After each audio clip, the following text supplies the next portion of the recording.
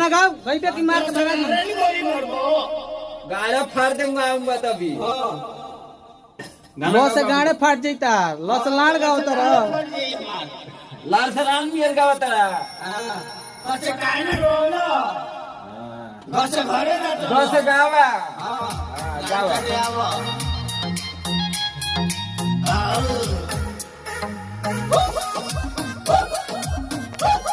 रे ये कहूँ कल बड़ी गाना है बीच बीच में डालना है। वो हम डाल लेंगे। डीले मारता रे ये हमारे का पागल कर दे ये कहाँ से करेगा। हाँ हमारा गाना कुकुर वाला है। कुकुर वाला से हम कुकुर सियाल लगा ले तू पहले गाओ। हाँ आइए